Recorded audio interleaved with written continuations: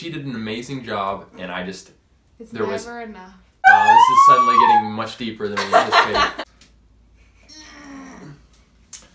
What's up, guys? How you doing? I'm Paul. I'm Morgan. And this is... The Paul and Morgan. The Paul and Morgan Show.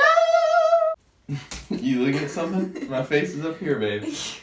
Today's video, we're going to share the 3 hardest things about our first year in marriage. We just woke up from like a 7-hour nap. We laid down. I set my alarm and said, babe, I'm up in an hour. I'm going to do some writing in my book. I knew that was a lie.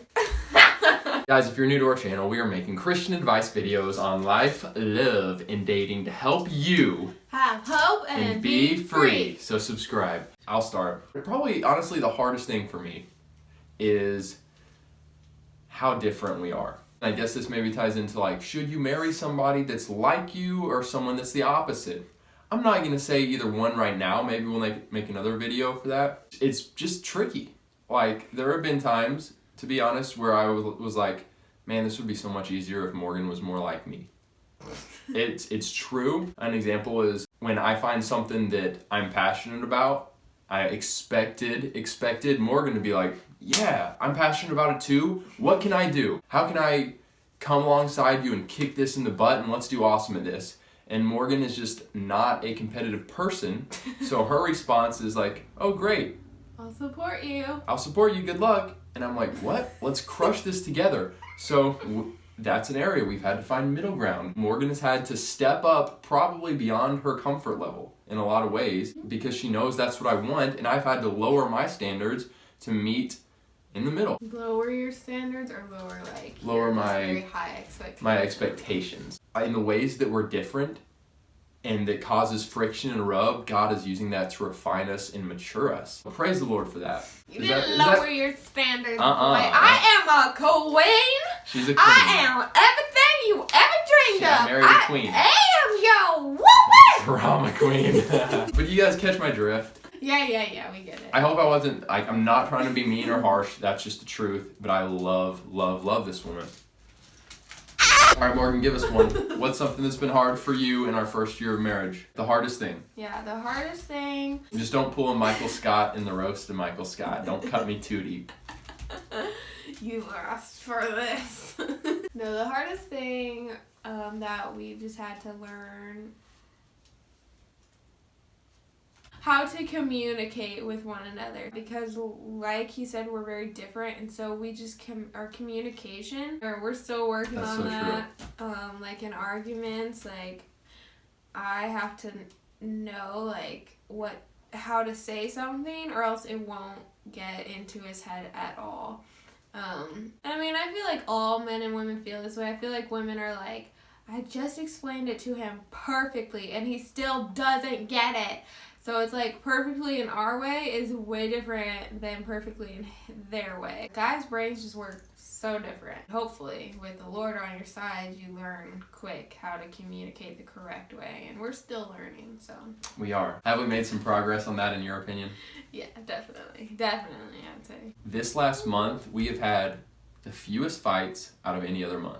We've been like the tightest, the best friendises. Able to communicate the best.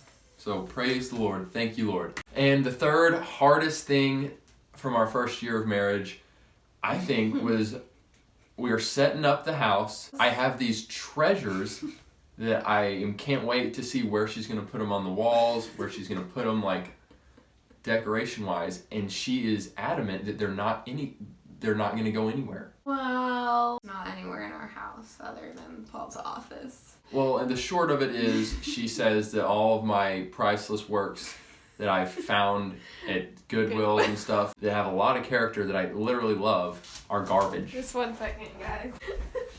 Lady of the Palace! Say be careful. Be careful with her. Be careful. Can you guys understand why I don't want this weird lady? Can you guys understand why? It's awesome. But anyway, so this was up in my bachelor pad before we get married.